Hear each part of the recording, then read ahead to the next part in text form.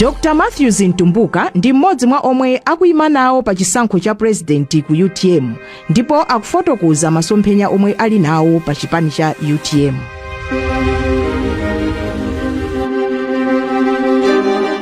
Chinthu changa cholowera mndale ndi chifukwa chokuti choyamba ineyo ngati amalawi ambiri ndatopa ndi umphawi. Dziko lathu ndikubadwa ineyo zaka 46 zapitazo linali limodzi mwa maiko aumphawi kwambiri mdziko lapansi, koma kufikira pano sitinasunthe. Tilipo mpaja akamafuna zisanzo za maiko amene ali aumphawi kwambiri mdziko la Malawi makhala pompo, ndipo ine ndatopa ndi umphawi. Ndifuna tichoke mu umphawi umenewo kuti khale pabwino. Komanso chachiwiri ndikudziwa kuti ndikuthekera kuthandiza pa utsogoleri wa dziko lathu. Ndikutero chifukwa chokuti kulikonse kumene ndakhala ndikupita, kaya kuma university, kuma company, kuma angalande, ku maiko osiyanasiyana kunoko ku Malawi ndakhala mtsogoleri. Ku community, ku mpingo, ku makampani osiyanasiyana ndakhala ndikusogolera zinthu, makampani, mabungwe osiyanasiyana, ndikuti ndikuthekera kwa utsogoleri. Chachitatu, tikudziwa kuti Malawi muno anthu ambiri ochuluka ndi achinyamata. Ine pa amene akufuna upresident ndine wachinyamata ndi zaka 46. Palibe wina amene ali ndi zaka zosakwanira 50.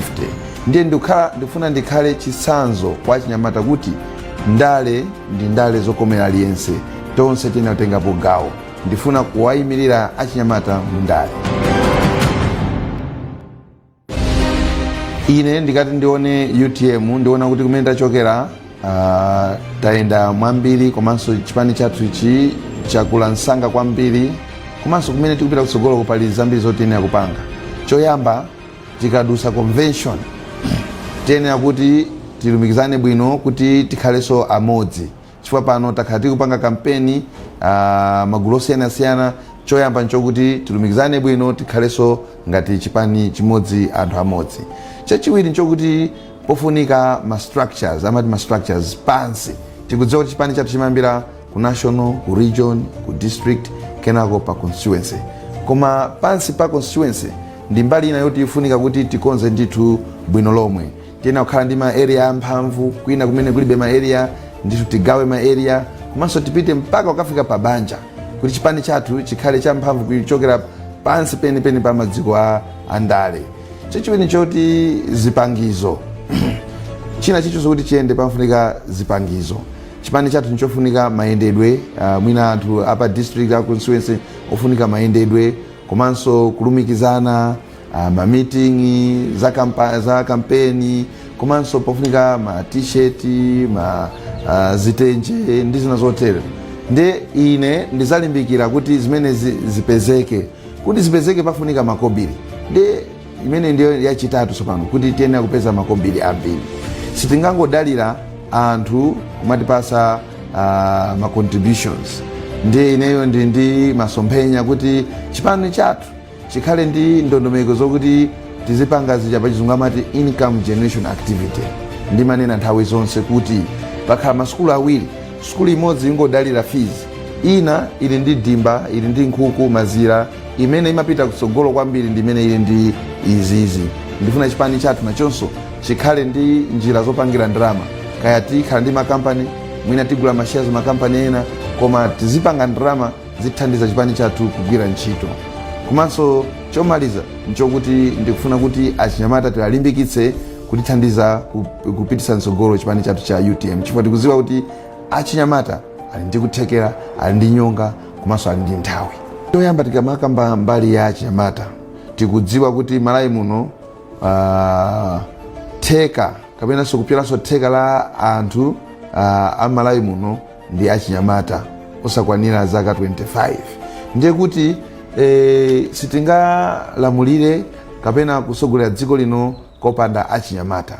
Ine ndikazalowa mboma ndikufuna achinyamata kuti choyamba mu cabinet, nduna za boma ziwiri mwa nduna za boma nthawi zonse zikhala achinyamata, mtsikana ndi nyamata nthawi zonse, kuti maganizo achinyamata azikhalapo paliponse kufikira mu cabinet. Komanso ku parliament kuja, ku nyumba ya malamulo kuzikhala mipando ina ya achinyamata chifukwa achinyamata sangapeze ndalama kuti apikisane ndi akuluakulu ku parliament chifukwa timaona ku parliament kuja achinyamata kulibe kapena ndi ochepa kwambiri. Ndiye ndizayesesa ndithu kuti achinyamata akhale ndi mipando yawo ku parliament kuja tizimva maganizo awo. Komanso makamaka nkhani ya ntchito, achinyamata ambiri amaliza sukulu koma ntchito kulibe. Ndiye ine ndikufuna kuti tizakhala ndi makampani ambiri, achinyamata akapeza maphunziro, akamaliza maphunziro apeze mwayi wa ntchito. Izi sikuti ndingokamba ngati maganizo cha beyayi. Ine ndakhala ndikuyendesa makampani anga, mabusiness, ndili mabusiness malawi muno, ndikulemba ntchito achinyamata osachepera 80 makampani osiyanasiyana pandekha. Izi zikutanthauza kuti ndikuthekera kopanga create ntchito, mwayi wa ntchito. Ena kuzakungokamba kuti yayi tizapereka ntchito tizapanga, ine sikuti ndingokamba koma ndikuchita. Ndiye ndikupemphana malawi kuti mundipase mwayi wokuti zimenezi ndikapangenso pa level ya dziko. Komanso achinyamata akhale ndi mwayi wa maphunziro. Ena mwa achinyamata amakhonza kupita ku secondary kapena ku university kumene koma makolo awo alibe kuthekera kuti alipire fees. Ndi ochepa amene amapeza mwayi wa ngongole kuchokera kuboma. Ine ndizalimbikira kuti aliyense wa achinyamata amene apeza mwayi wa sukulu amalize, timpase. Amene alibe fees tipeze, ndipo tikayipeza kuti tizathesa ziphuphu, ndipo tikamba zimene zakuthesa ziphuphu. Komanso mbali ya technology, tikudziwa malawi muno kuti ena ali ndi mwayi wa internet, ena alibe, ena ali ndi mafoni wokuti amatha kupita pa internet, koma ena ngakhale akhale ndi mafoni kama kompyuta koma mwayi wokuti apeze internet umavuta chifukwa zimene nzodula. Ine ndikalowa mboma ngati munthu woti ndagwira ntchito makampani ambirimbiri nkhani za technology ndikuziziwa bwino kwambiri. Choyamba tizatsitsa mtengo wa internet malawi muno, pali njira zake zimene tikuziziwa. Choyamba nchokuti paine kukhala makampani osiyanasiyana azipanga compete, pakhala kuti palibe mpikisano, makampani ochepa amayika mtengo mene akufuna, koma ifeyo tizapanga open up kuti pakhale makampani osiyana ambiri amene ndimadziwa ali kunja kumalawi kuno kulibe, akabwera amene aja mtengo wa internet ndi technology udzatsika. Komanso tizayika maplani ambiri kuti achinyamata aphunzire technology, azigwira ntchito konkuno kumalawi kuno, azigwira ntchito kuzera mu technology, kugwira ntchito zakunja. Ndiye kuti achinyamata athu azikhala konkuno koma kugwira ntchito zakunja, ndiye kuti apeza ntchito komanso akutibweresera kumalawi kuno madollars. Ndiye kuti so economy ija ikusintha kuzera mu technology. Izi tizapanga monga kuyikisa zimene amati business process outsourcing, BPO. Awa ndi makampani amene amakhala ndi amati call center. Achinyamata kunoko azikhala mu kampani akuyankha mafoni, kuyankhira makastomala amayiko akunja, makampani akunja. Makampani akunja amalephera panga zimene chifukwa kwa kuja zimadula. Kuti alipire mnyamata kumene kuja amalipira ndalama zambiri. Koma kwathu kuno mwina angofuna $2 kani $3, ndiye kuti wakwathu kuno apindula, iwonso apindula. Ndiye kuti technology ja tuipasa ikuthandiza kuti so achinyamata apeze ntchito, komanso ikuthandiza kuti tipeze madollars, ikuthandiza kuti economy yathu kapena chuma cha dziko lathu chizipita msogolo. Amalawi anzanga, ine ndikakhala president wa UTM komanso kupita msogolo, ndifuna kuti mchipani chathu cha UTM muzikhala democracy. Kutanthauza kuti mchipanimo aliyense akhale ndi mwayi wotengapo gawo, osati kukondera anthu ena kapena kuzera mu kumene akuchokera kapena kuti mukukondana ndi pachinzake. Ayi, aliyense akhale ndi mwayi wotengapo gawo pa utsogoleri komanso kuyendesa chipani chathu. Mwachitsanzo kukakhala zisankho, aliyense akhale ndi mwayi wopikisana nawo, aliyense akhale ndi mwayi ofanana kuti nayense akhoza kuwina.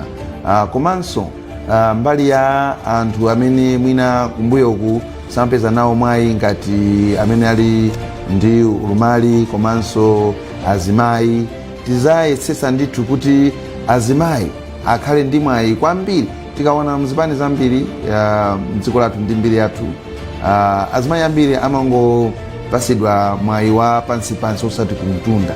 Ine ndikakhala president wa chipani chathu cha UTM ndizalimbikitsa kuti azimayi azikhala nawo maudindo akuluakulu mu chipani chathu. ndizalimbikitsa kuti tikakhala ma meeting makomiti akuluakulu azimayi azikhala theka la amene akutsogolera makomiti akuluakulu a chipani chathu.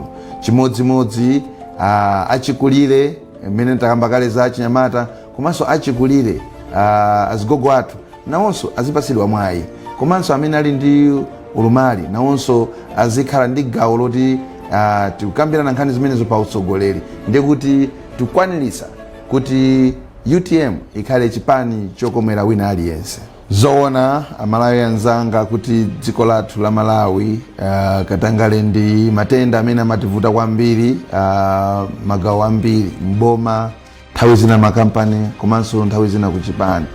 Ine ndikasanduka president wa chipani chathu cha UTM ndizalimbikitsa kuti pasakhale ziphuphu kapena katangale. Izi ndizakwanisa kuti ineyo sindipanga nawo zakatangale kapena ziphuphu.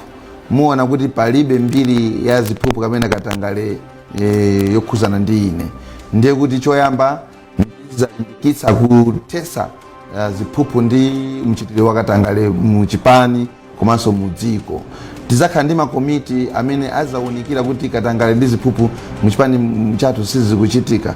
Komiti imeneyo ndi imenenso munthu akaona kuti pena pali ziphuphu kapena mchitidwe wa katangale azapanga report kuti komiti ija izawunikira ndi kupanga check kuti katangale mu chipani chathu mulibe. Chifukwa chipani chikalowa mboma sichingathese katangale mboma ngati mchipani muli katangale. Ndiye ineyo ngati mtsogoleri wokuti ndilibe mbiri kapena mchitidwe wakatangale ndi ziphuphu zimene zinzakwanisa bwino lomwe. Ine ndikasanduka president wa chipani chathu cha UTM ndizalimbikitsa umodzi mchipani chathu. Choyamba chimene ndifuna ndizapange nchokuti akuluakulu a chipani tizakhale ndi conference, apatikhala ndi convention ya zisankho, aliyense ali busy ndi zisankho. Tikangodusa papo zafunika kukhala conference yokuti tikakambirane za umodzi kapena kumanga chipani chathu. Mwina tikakhala limodzi kaya ndi masiku awiri kukambirana za umodzi, kukambirana za amene tingagwire ntchito limodzi. Pa chizungu makampani amati team building. Tizapanga zokuti tikamaliza conference ija tili limodzi, tikuyenda limodzi, tupita chitsogolo limodzi. Tikatero atsogoleri aja akapita kwawo nawonso akalumikizane ndi anthu amene amatsogolera kuti nawonso akakambirane mfundo zolimbitsa kapena kulumikiza matimu osiyanasiyana kuti nawonso pa level yawo azipanga zimene tikupanga ku national, pa regional, pa district mpaka ukafika pansi pa chipani. Tikatero ndiye kuti tapanga chicheni cha umodzi komanso kugwirizana mchipani chathu cha UTM.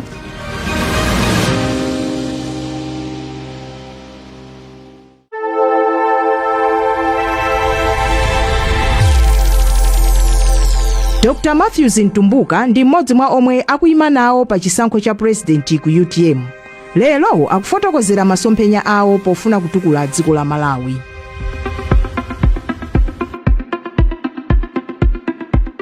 Ine ndili ndi mfundo 10 zosinthira Malawi. Zimenezi zili magawo atatu. Pali chigawo choyamba cha zimene boma limapanga nthawi zonse ngati maphunziro za ulimi, za ukhondo ndi zina zotero. Komanso gawo lina ndi la za mwina tinene kuti zochita ngati za misewu, masystem boma, achinyamata. Komanso pali gawo lina la mchitidwe wakatangale ndi ziphuphu. Ndiye ndiyamba kaye ndi koyambako. Choyamba mfundo yathu yoyamba ndi ya maphunziro. Ine ndikalowa mboma ndikufuna kuti maphunziro athu apite patsogolo. Palibe dziko limene lingapite patsogolo kopanda maphunziro. Tikudziwa kuti Malawi muno ambiri achita bwino choti anali ndi mwayi wa maphunziro. Koma kumene tikupitaku tikuona kuti mwayi wa maphunziro umavuta choti ana ambiri akumalephera kupitiriza sukulu chifukwa cha fees. Ma university ena aboma fees kumafika 1 million. Ndi Amalawi angati amene angakwanise fees imeneyo ndio chepa kwambiri. Ena amapeza mwayi wa maloni koma ambiri amalephera kupeza mwayi umenewo ndipo amasiya maphunziro pa njira. Ku primary, ku secondary, asikana ambiri sakupita patsogolo. ine ndizalimbikitsa kuti boma lathu litenge ndalama zimene zimapita kukatangale ndi ziphuphu zipite maphunziro, kuti lembe aphunzitsi okwanira, timange mabloko okwanira, komanso amene alibe fees tapezere fees kuti azipita mtsogolo. Chachiwiri ndi nkhani ya zaukhondo. Tikudziwa kuti zipatala zathu Malawi muno zilibe zipangizo zokwanira pa nkhani ya zaukhondo. Ambiri akadwala amapita ku Tanzania, ena ku Zambia, ku Kenya kukapeza chithandizo chokuti dziko lathu la Malawi litalimbikira ndikukhala serious, aliyense akhoza kupeza chithandizo chimenecho mu dziko lathu Malawi muno. Ndiye kuti amene alibe ndalama sangapite ku Tanzania, kapena ku Zambia, kapena ku Kenya, mapeto ake amamwalira matenda kuti samayenera kumwalira. Ine ndizalimbikitsa kuti anthu amene sayenera kumwalira asamwalire.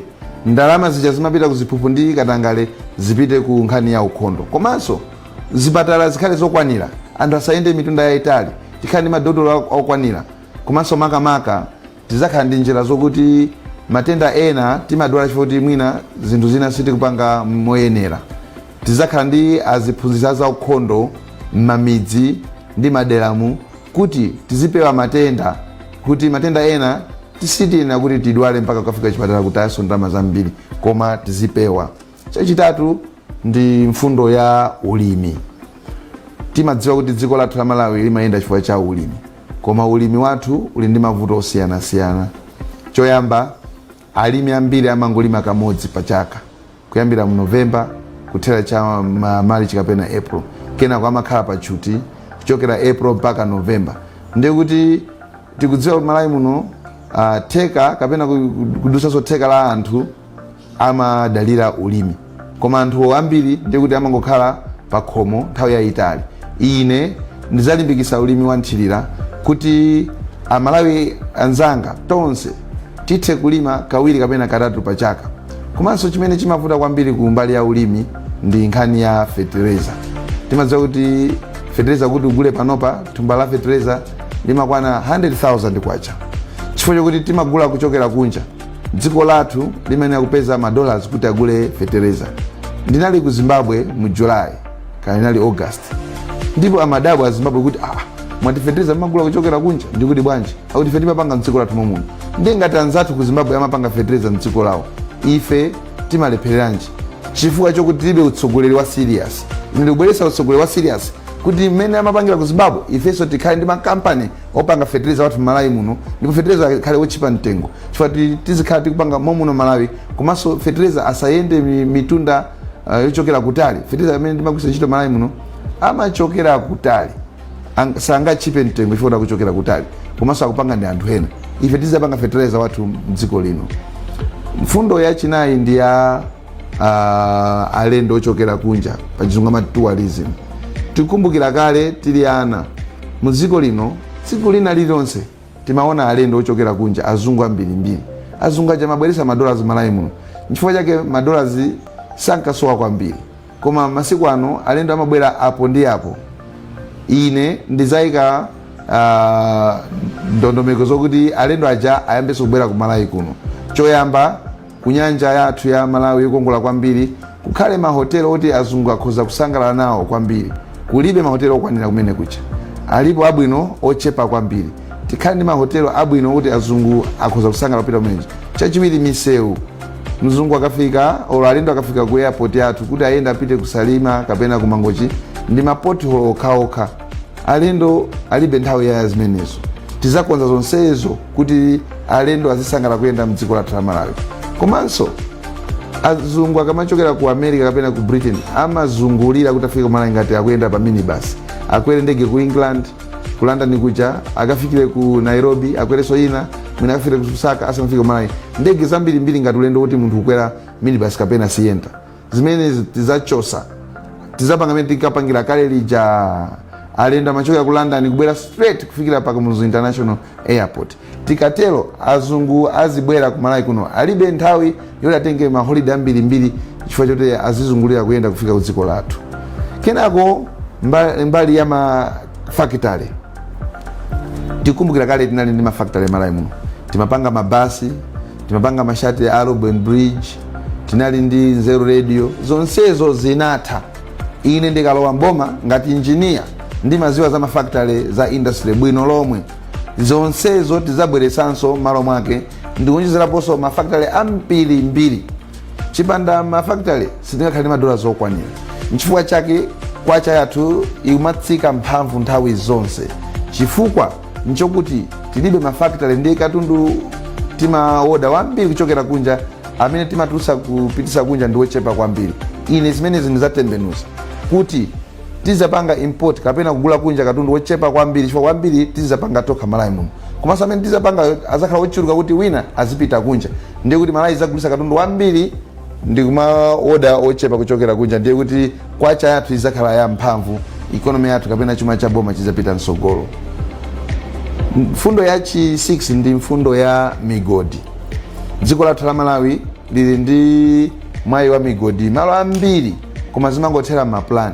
Tikumbukira nthawi ija Bingu ali president wa dziko lino sanachedwe kukhazikitsa mgodi wa Kayerekera, ndipo unathandiza ngati dziko Amalawi anzanga. Tikudziwa kuti nthawi ija chuma cha dziko chimayenda bwino kwambiri.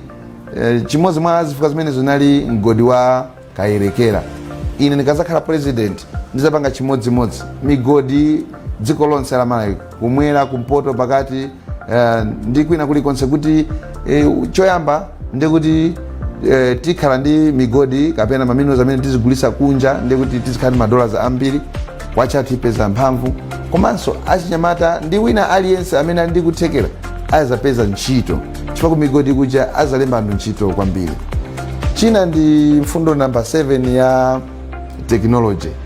Ine ndikalowa mboma ngati munthu wokuti ndine engineer komanso ndagwira ntchito makampani ambiri za technology, ndizayikisa mfundo za technology kuti makampani athu azipanga zinthu mwamakono, ndi kuti azipanga zinthu zambiri, azipanganso zinthu mwachangu mochipa. Komanso Amalawi anzanga tonse tikhale ndi mwayi wa technology kuti kumidziko titha kudziwa kumene tingapeze chithandizo cha mankhwala, nkhani za ukhondo zipezeka kuzera mu internet, kuzera pa mafoni. Komanso za ulimi tidziwa kuti katundu uyu nyemba ndikagulise kuti pa mtengo otani, zonse zizabwera kuzera mu nkhani ya technology. Kumaphunziro kumene tikudziwa kuti nthawi ya COVID ija anatseka dziko lonse lapansi, koma mayiko amene anali ndi kuthekera kwa technology maphunziro amapitirirabe chifukwa amagwiritsa ntchito makompyuta, internet ndi technology. Ine ndizakhazikitsa masystem amene wokuti ku maphunziro nakonso technology izithandiza. Kenako mfundo ya namba 8 ndi ya masystems muboma. Muboma ndalama zimabedwa chifukwa kulibe masystem amphamvu. Ine ngati munthu woti zimene ndakhala ndigwira ntchito kumene ndakhala ndigwira ntchito, ndizayika m'malo mwake masystem mboma kuti chuma cha boma chizitetedwa, komanso kuti chuma cha boma anthu asabe, asasolole, chizikhala chothandizira zofunika za Malawina aliyense. Komanso tizakhala ndi masystem okuti mdziko muno tikuziwa kuti infrastructure yathu ndiyovuta. Misewu palibe, imene ilipo ili ndi mapothole, anthu akulephera kukafika kuchipatala nthawi yabwino, ena amatenda kumamwalira munjira. Tizayesesa ndi kulimbikitsa kuti misewu yathu tikonze bwino, ikhale ngati imene inali kale muja, kumene kulibe misewu tikipo misewu ya makono. Komanso madzi afikire wina aliyense, chifukwa tikatero ndi kuti ena mwa matenda amene timadwala sitizadwala. Komanso mfundo ya namba 9 ndi ya achinyamata. Ine ngati mtsogoleri wa achinyamata ndizakumbukira nthawi zonse zofunika za achinyamata. Choyamba mu cabinet yanga nthawi zonse muzakhala achinyamata osachepera awiri, msungwana ndi nyamata nthawi zonse, kuti maganizo a achinyamata azikhala nawo pa tebulo tikamakambirana nthawi zonse. Komanso ku parliament kuja nyumba ya malamulo tikakhazikisa mipando ya achinyamata kuti apikisana okhaokha, osatazipikisana ndi anthu amene akhala pa dziko lino nthawi yayitali ndi ndalama zambiri. Achinyamata amalephera kupeza ndalama zimenezo kuti akalowe nawo ku nyumba ya malamulo. Komanso achinyamata ndofunika ntchito, amaphunzira koma upezeka kuti ntchito sakuzipeza, kulibe ntchito. Ine ngati munthu wa business wokuti ndayendesa makampani ayena ambiri, komanso ndakhazikitsa makampani yanga, ndikuyendesa makampani yanga, ndalemba ntchito pandekha anthu osachepera 8 ambiri mwa iwo ndi achinyamata. ndizapitiriza zimenezi tsopano ngati president wa dziko lino kuwapasa achinyamata mwayi wa ntchito kuti azipeza makobiri, azipanga zinthu zawo mmene akufunira. Mfundo yomaliza namba 10 ndi mfundo yokhuzana ndi za ziphuphu ndi mchitidwe wakatangale. Tikudziwa kuti mu Africa muno makamaka ku Malawi chuma chathu chimalephera kupita mtsogolo chifukwa kuti anthu amasolola, tili ndi ziphuphu, muli mchitidwe wakatangale paliponse, zimene zitakati kukamba ngati nyimbo, kuimba nyimbo nthawi yayitali, chifukwa chokuti nthawi zambiri timavotera kupita mboma anthu kuti anali mboma kale, ndi akapita amene muja amafuna kuti apitirize kuba kuchokera paja nasira paja, ine mboma sinagwiremo ntchito. Ndili ngati mene anapangira Obama kuti kubwera wa fresh wa nyuwani kuti ndikasese zonsezo, chifukwa ineyo ndilibe ndi ma connection kapena mbiri ya ziphuphu. Ndiye kuti choyamba ndizayesesa, ndizalimbikisa kuti muku Anti-Corruption Bureau akhale ndi mtsogoleri wolimba mtima, wodalirika, komanso amene ali ndi kuthekera. Chachiwiri, Anti-Corruption Bureau tizayipasa budget yokwanira. Tikudziwa kuti nthawi zambiri boma silipereka ndalama zokwanira ku Anti-Corruption Bureau kuti amene aja alephere ntchito yawo. Chifukwa kuti ambiri amboma amadziwa kuti Anti-Corruption Bureau ikakhala kuti ikugwira ntchito bwino, iwonso amanga ali ndi milandu ya ziphuphu. Ine ndilibe milandu ya ziphuphu kapena katangale, ndipo ndizalimbikisa kuti amene ali ndi milandu imene tithane nayo kuti tithane ndi kusolola uchitidwe wakatangale kapena ziphuphu mdziko lino. Pa zonsezi ine ndizakwanisa zonsezi kuzera munjira imene ndimanena kuti tizigwira ntchito osati kungokamba za maplani.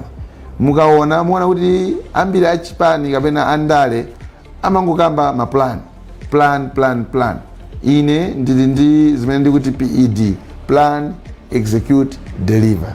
Ine tipanga maplani alipo kuyambira kale, koma ndifuna ndizalimbikitse kugwira ntchito kuti tikakhala ndi plan tizigwira ntchito, kenako ntchito iyo izikhala ndi zipaso zake zioneka, ndithu kuti ntchito tagwira iyi zipaso zake ndi izi. Ndizalimbikisa kugwira ntchito kuti zipaso za ntchito zathu zioneka. Ine ndikufuna kuti ndikakhala president wa UTM komanso dziko la Malawi, ndikufuna kuti dziko la Malawi likhale dziko lokomera wina aliyense, lisakhale dziko lokomera anthu omwewo okuti aja ndi amene amadyera dziko la Malawi. Ayi, aliyense akhale ndi mwayi wopeza zabwino mdziko lathu la Malawi. Izi ndi mbali zonse, mbali za maphunziro, aliyense akhale ndi mwayi wophunzira, zisakomere kuti awa ndi ndalama, awa ndi akutawuni ndi amene aphunzira. Ayi, akumidzi na usapeze mwayi wophunzira, amene alibe ndi fizi apeze mwayi wophunzira. Zisakomere azibambo. Ayi, even azimayi kandi maudindo kandi mabizinesi, azimayi tapase mpamba kuti apange nawo business akhale ozidalira. Zisakomere anthu kuti awa ndi ochokera chigawo ichi kapena chigawo ichi. Chifukwa chake ine ndikupikisana nawo mu chipani cha UTM, chifukwa ndi chipani chokomera wina aliyense, kandi wakumpoto, wakumwera, wapakati. Ichi ndi chiganizo cha kumene Malawi kupita, Malawi yatsopano, Malawi yokomera wina aliyense. Even tikamamba za ulimi, pakhala startup park, aliyense amene ali ndi kuthekera kuti afuna kulima, aliyense amene ali ndi akufunika zipangizo za ulimi, timpase. Tisakomere anthu amene kapena ndi achipani, tisakondera amene ndi achipani akubanja la ufumu. Aliyense Malawi akhale ndi mwayi wopezapo gawo lotukula dziko lathu la Malawi. Malawi wokomera aliyense ndi Malawi amene ndikufuna ineyo ngati president wanu MATHEWS MTUMBUKA. Amalawi anzanga, mfundo 10 zimene ndakhala ndikugawana nanu ndi zimene zithandize kuti timange Malawi watsopano, Malawi wamphamvu, kuchosa Malawi, dziko la Malawi mu mphawi, kupita ku dziko lokomera aliyense, dziko lokoma. Zimene zikuti zitheke pofunika zinthu ziwiri. Choyamba, tikufunika mtsogoleri amene ndi kuthekera, ndipo ndagawana nanu fundo zimene zikusonyeza kuti ine ndine mtsogoleri amene ali ndi kuthekera. Chachiwiri, tiyenera Malawi anzanga kuti tigwirane manja, tigwirire ntchito limodzi kuti zimenezi zitheke. Tikatero ndiye kuti tidzakhala ndi dziko lokomera wina aliyense, sogolo lowala. Ndikamati dziko lokomera aliyense ndikutanthauza kuti mbali zonse za boma, kaya ndi kumaphunziro aliyense apeze mwayi, kaya ndi nkhani za umoyo aliyense apeze mwayi, kaya ndi nkhani za mwayi wa ntchito aliyense amene ndikuthekera apeze ntchito. Tikatero ndikuti tizakhala ndi dziko lokomera wina aliyense azisangalala. Izi tu Amalawi tikagwirizana manja tizakwanisa limodzi, ndikuti osaopa, osafowoka, komanso osatopa.